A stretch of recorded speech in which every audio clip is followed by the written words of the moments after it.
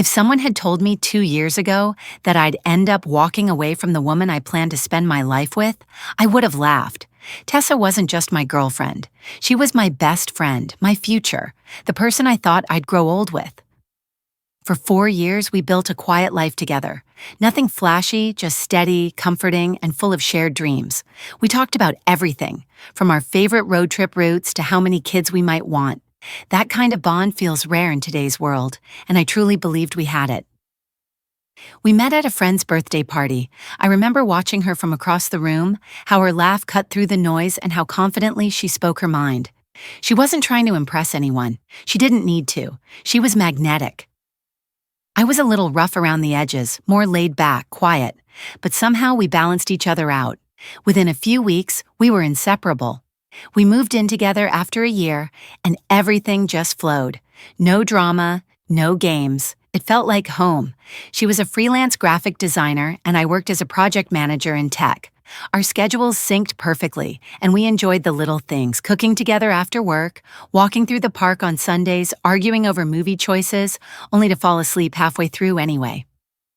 That's the stuff no one brags about on social media, but for me, it was everything. When I proposed, it wasn't over the top. No fancy dinners, no flash mobs, just the two of us at home, takeout on the table, and a ring tucked between the fortune cookies. She cried and said yes before I could even finish the sentence.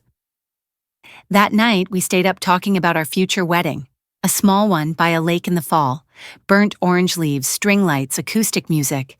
It felt like we were stepping into the next chapter of our story. But then, slowly, something shifted.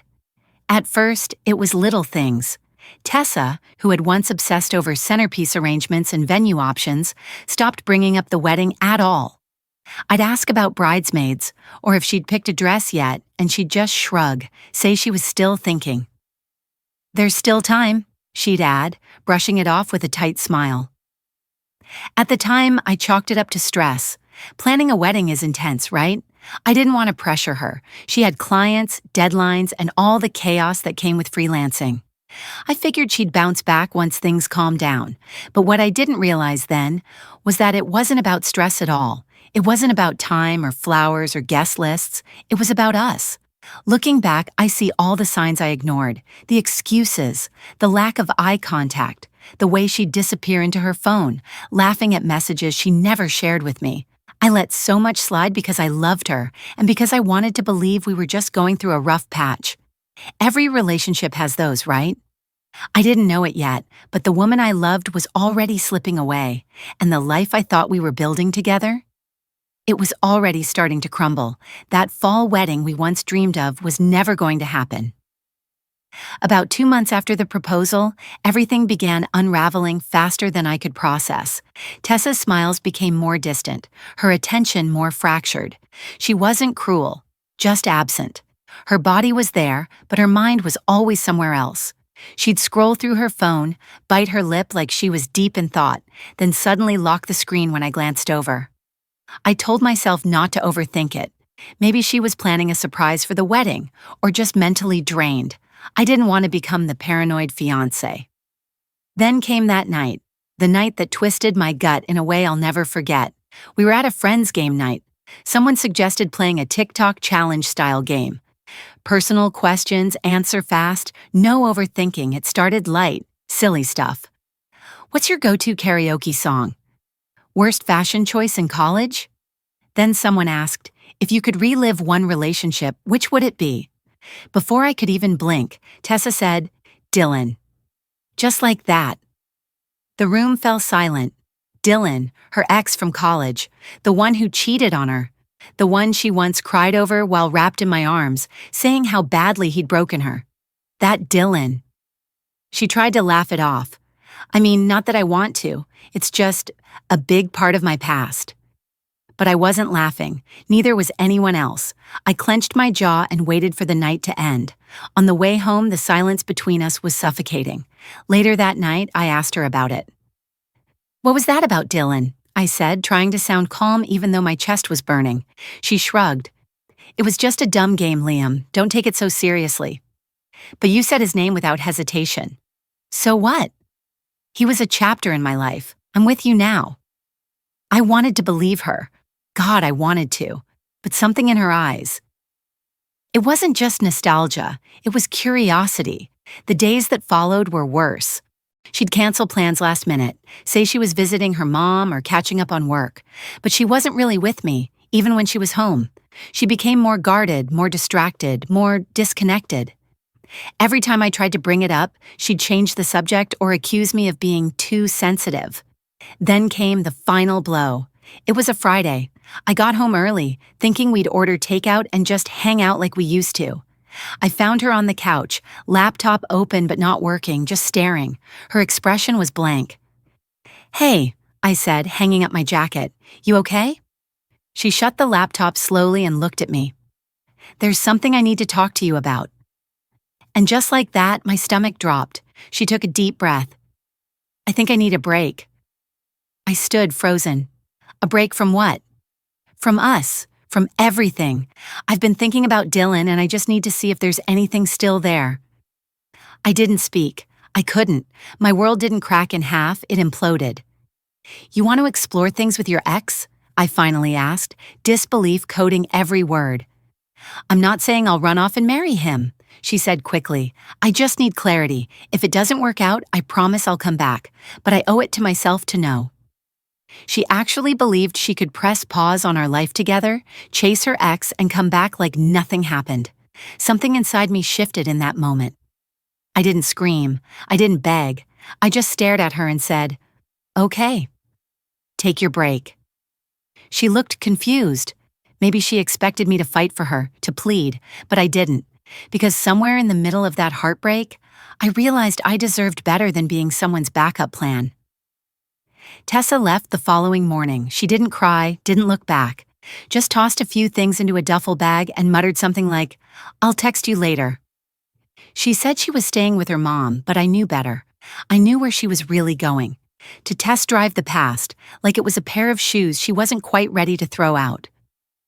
I sat on the couch for a while after she left, just staring at the spot where she usually curled up, blanket half wrapped around her legs, sipping tea like our life was picture perfect.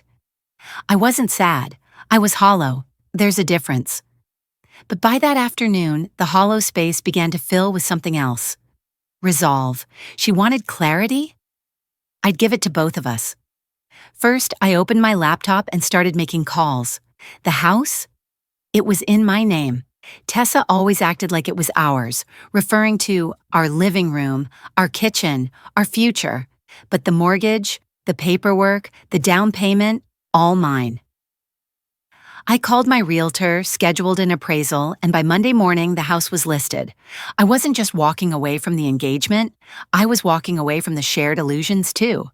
Then I started packing up her things.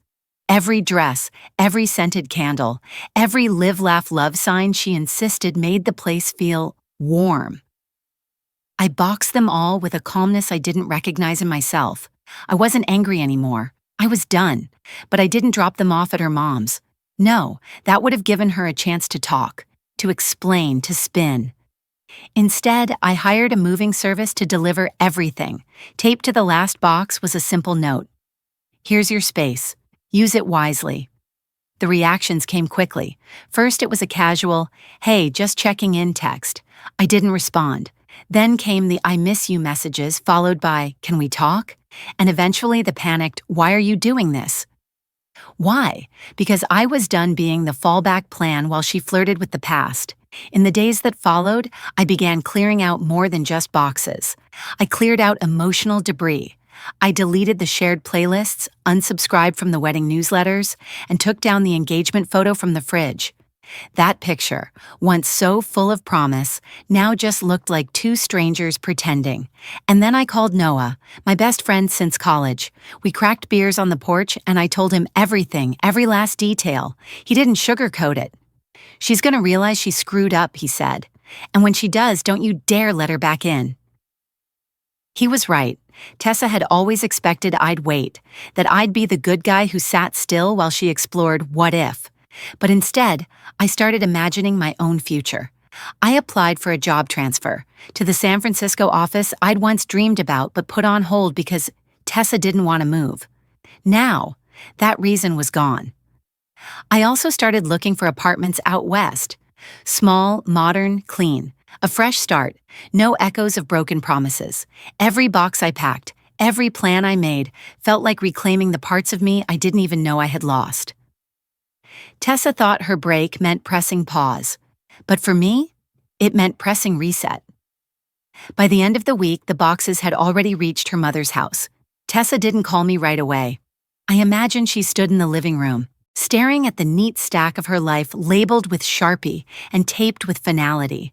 Maybe she expected I'd just hold on to her things until she came back. Maybe she thought I'd cry, beg, or fight. Instead, she got delivery and silence. When she finally did call, her voice was softer than usual. "Hey, I got the boxes." I didn't reply. She tried again. "Liam, why did you do that? I told you this wasn't forever. I just needed time to figure things out." That's when I spoke. Calm, director. "And I figured things out too." She went quiet. I could almost hear her thoughts trying to untangle the unexpected. This wasn't the narrative she had written in her head, where she takes a break, tests the waters with Dylan, realizes I'm the better choice, and comes back to a home that never changed. But the home had changed. I had changed. By that point, the house was under contract. I'd accepted the job offer in San Francisco. I had an apartment lined up with a view of the bay. I didn't need closure, I had movement. Tessa, though, needed answers. She showed up at my office 2 days later. I hadn't seen her since the day she walked out.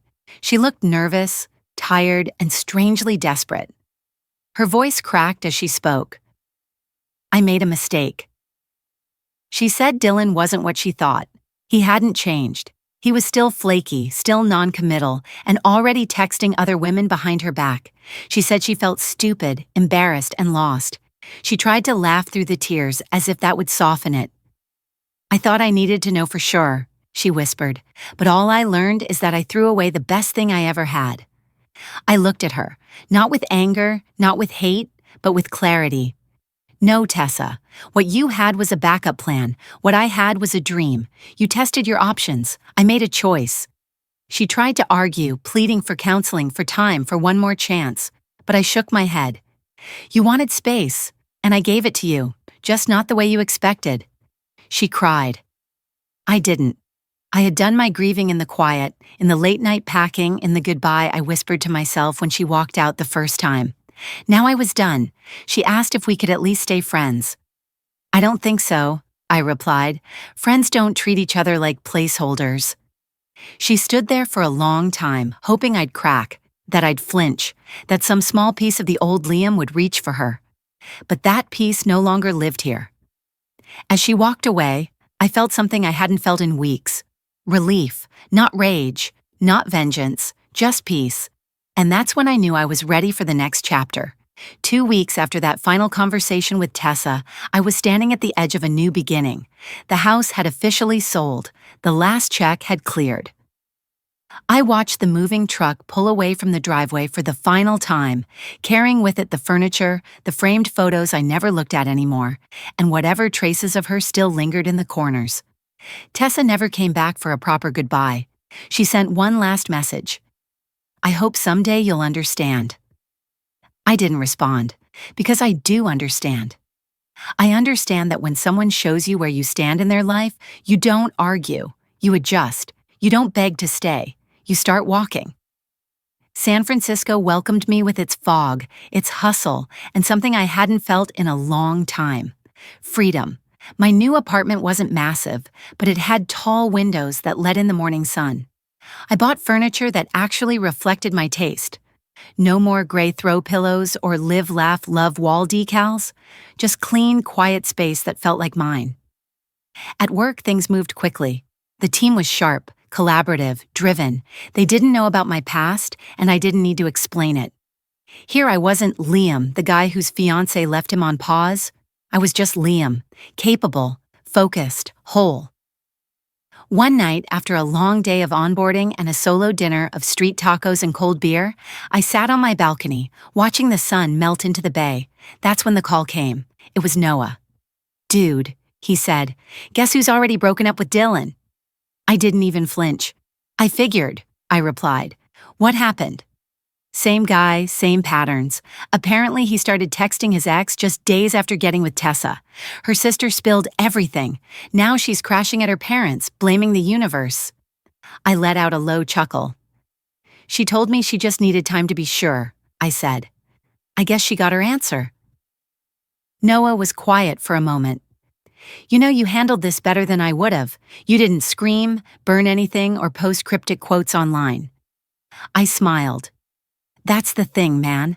The loudest revenge is silence. The best closure is moving on without needing theirs. There was a pause. Then Noah said something that stuck with me. She thought she broke you, but you used the pieces to build something better. After hanging up, I stayed outside a while longer. The breeze was cool, and the city lights flickered like stars that refused to fade. I thought of Tessa, but only briefly. Not with sadness, not even with anger, just gratitude. Gratitude that she showed me who she really was before vows were exchanged. Gratitude that I didn't spend a lifetime wondering if I was someone's second choice. Gratitude for the quiet strength that showed up when everything fell apart. I didn't need to say goodbye to her, because this peace, this place, this new life was my goodbye, and it was the best one I never said. About a month into my new life in San Francisco, things had finally started to settle. I joined a local rock climbing group, picked up morning runs along Crissy Field, and even adopted a dog from a rescue shelter, a goofy black lab I named Max. My apartment, though still modestly furnished, was filled with something I hadn't felt in a long time: peace. The silence wasn't empty anymore. It was comforting. And then she emailed me, Tessa. I hadn't blocked her. Honestly, I didn't feel the need. She'd gone quiet since Dylan bailed and her professional world started crumbling. I figured she had finally gotten the message. But no. That morning I opened my inbox and saw the subject line. Please read this. I almost deleted it without opening, but something stopped me. Inside was a long letter, 3 pages worth. She poured out her feelings, how Dylan had turned out to be a mistake, how he wasn't the man she remembered and used her just to get back at his ex, how she realized too late that I had been the only real thing in her life. I thought I needed space to figure things out, she wrote, but what I really needed was to lose you to understand what I had. She said she wanted to meet, that she would come to San Francisco if I'd let her, that she'd go to therapy, prove she'd changed, do anything to fix what she broke. Then came the line that really stopped me. I know I hurt you, but if there's even a small part of you that still loves me, please don't throw this away. I stared at that sentence for a long time, and for a moment, just a brief flickering second, I wondered, did I still love her? Then Max barked from the balcony, chasing a butterfly that had landed near my plants. I looked around the apartment, the one I'd set up myself, the life I'd built without her, the man I'd become. And I realized, no, I didn't love her anymore. I loved what I thought we had. I loved the version of her that existed in my imagination. The loyal partner, the best friend, the person who would walk through fire for me, just like I had for her. But that version didn't exist. The real Tessa was the woman who tried to keep me as a backup plan, while she explored someone who had already betrayed her once. The real Tessa was the woman who ghosted our commitment. The second something shiny from the past came along, the real Tessa had gambled our future and lost. So I responded, one sentence. Tessa, I've already thrown it away, and it's the best decision I've ever made. Then I hit send. No dramatic speech, no drawn-out explanation, just truth. A week passed, no reply. Then her sister messaged me. Tessa's devastated, she wrote. She really thought she'd win you back. I didn't reply. I didn't need to, because the old Liam might have still clung to the possibility of what if. But the man I am now, he doesn't beg for love. He doesn't wait around to be chosen. He chooses himself. About 2 weeks after I sent my final message to Tessa, the city started to bloom into summer. Mornings were foggy, but by noon, the sun pushed through, spilling golden light onto the sidewalks and warming up the bay breeze. I found myself walking Max to a small park near my apartment every afternoon, usually with a coffee in one hand and a renewed sense of peace in the other. That's when she showed up. It was a Thursday. I had just finished a morning meeting and decided to grab lunch from a food truck near the Embarcadero. As I waited for my order, I felt someone watching me. I turned, and there she was. Tessa, hair down, oversized sunglasses, clutching a bag like it held pieces of her past she didn't want to lose. She looked like she hadn't slept well in days. My first instinct was to walk away, but instead I stood still. She approached slowly. "Liam," she said, her voice barely above a whisper. I didn't say anything. I didn't need to. She looked around, then gestured to the bench nearby. "Please, can we talk?" I sighed, then nodded, not because I owed her anything, but because I knew this wasn't about answers. This was about closure, for both of us. We sat, Max curled at my feet, sensing the tension. Tessa stared at the ground. "I know I said a lot in my email," she began, "but I needed to see you, to say it in person." "Say what?" I asked calmly. "That I was wrong," she whispered. So wrong. There was a tremble in her voice, but I kept mine steady. "Tessa, I don't need your apology. I've already made peace. I thought Dylan would give me something I was missing," she said, almost pleading, but I didn't realize that what I was missing was within myself. I nodded slowly. Then maybe that's what this was always meant to be. A wake-up call for both of us. Tears welled up in her eyes, but I didn't move. Not to comfort, not to hold. That chapter was closed. "I miss you, Liam," she said, voice cracking. "I miss us." I looked out toward the bay, then back at her. "I miss who I thought you were," I replied gently. "But the truth is, the moment you asked to take a break to revisit your past, you made your decision. I'm just finally respecting it." She reached for my hand, and I pulled it back, not cruelly, just with finality. "I wanted to believe we could fix it," she whispered. "Start over." "You can't start over with someone you treated like a backup plan," I said. "That's not love, Tessa. That's convenience. And I don't live my life based on what's convenient anymore."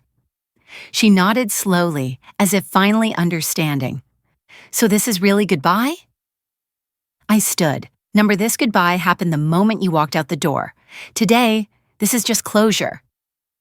She sat frozen as I clipped Max's leash and turned to leave. As I walked away, the sun hit my face, and for the first time in what felt like years, I felt free, truly free. She had her chance. She made her choice. And now, finally, I had made mine. 2 months had passed since the last time I saw Tessa on that park bench, and in those weeks, something in me had shifted for good. The pain that once gripped my chest every morning had loosened. The urge to replay old conversations, to reread texts, hoping I'd missed something meaningful, gone. Instead, my life began to bloom in ways I never imagined when I said goodbye. I had fully settled into my new apartment in San Francisco, a one-bedroom with a view that made even early mornings feel golden. The kind of view that reminded you life keeps going even after your world falls apart. Work was thriving. My new team at the tech company had welcomed me in like family. There was no baggage here, no lingering questions about what happened with Tessa. Just fresh projects, fast-paced challenges, and people who respected boundaries. But something else changed too, something deeper. I had started to rediscover joy. It came in small things at first.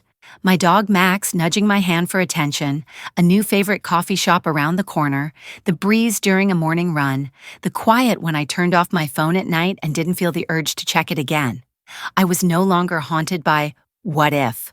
I was alive in the what now. One afternoon, while hiking near Land's End, I met someone new. Her name was Claire. She was walking her golden retriever, and Max, being the little social butterfly he is, insisted on making friends. We struck up a conversation that felt easy, no pressure, no expectations, just two people exchanging stories with the Pacific Ocean crashing in the background. Over the following weeks, Claire and I continued to bump into each other, sometimes by accident, sometimes very much on purpose. We talked about everything: books, our weirdest family holiday moments, how much we both hated cilantro. She never asked about Tessa. She didn't need to. I told her when I was ready, and she just listened. That's what made it different. She didn't try to fix me. She just let me be. One night, as we watched the sunset over the water, she turned to me and said, "You seem like someone who's finally choosing himself." I smiled. "Yeah, I think I am." And I meant it. This wasn't some rebound. It wasn't about filling a void.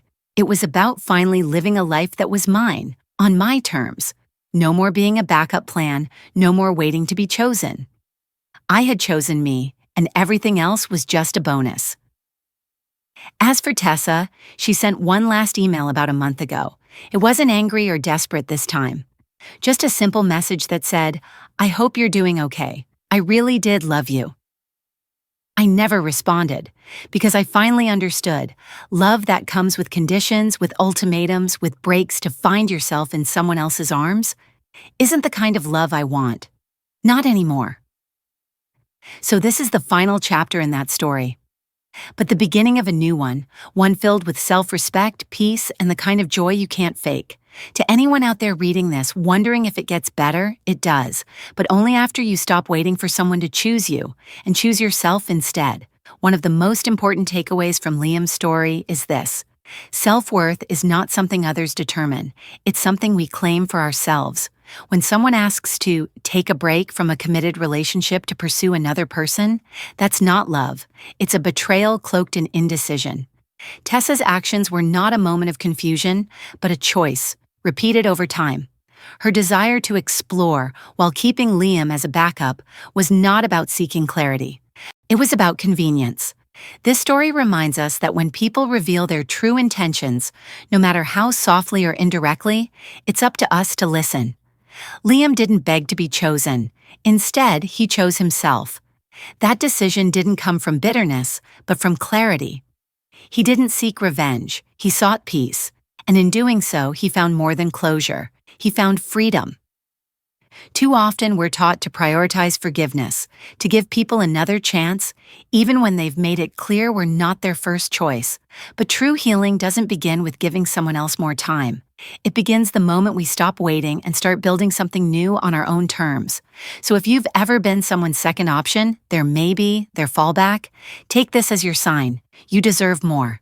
You deserve commitment, respect, and a partner who doesn't need to compare you to their past. And if walking away from what you thought was love hurts now, trust that staying would have cost you far more in the long run. Because sometimes, the best revenge isn't getting even, it's getting better. If this story moved you or reminded you of someone who needs to hear it, please give it a thumbs up, share it with a friend, and hit that subscribe button for more real-life confessions that dig deep into love, betrayal, healing, and personal growth. Let's keep building a community where we choose peace, strength, and self-worth together.